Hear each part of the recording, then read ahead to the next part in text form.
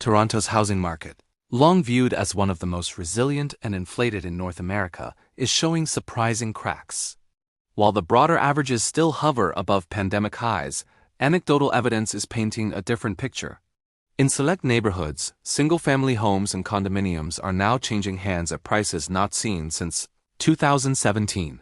Anecdotal evidence of price rollbacks. Realtors and buyers are reporting scattered but telling examples.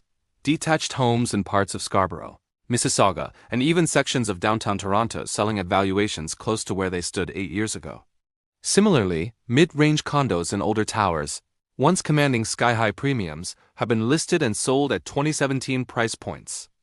These are not isolated fire sales, but repeat cases that suggest some segments of the market are buckling under pressure.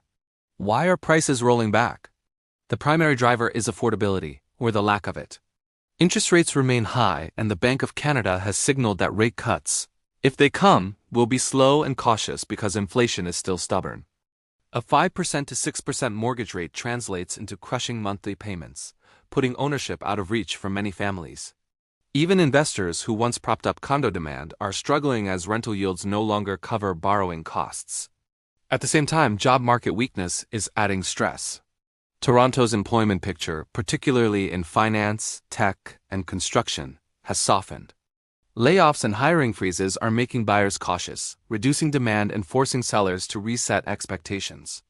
When demand thins out, prices inevitably follow. Condos hit harder. Condominiums, long considered the entry point into Toronto real estate, are under particular strain. New supply from pre-construction projects is hitting the market just as demand is falling. Investors who bought at peak prices are now facing negative cash flow and are willing to sell at a loss. This is why buyers are finding deals that look more like 2017 than 2021, not a universal collapse. As important to note, the entire Toronto housing market hasn't rolled back to 2017 levels. Prime neighborhoods with limited inventory, such as the Annex, Forest Hill, or certain parts of North York, remain resilient.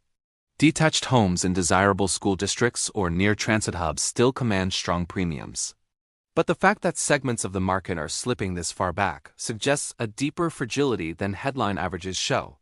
What this means for buyers and sellers.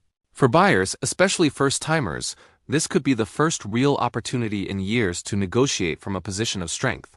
Sellers, however, face tough decisions. Those who bought at the peak in 2021 may have to accept losses or stay put longer than planned.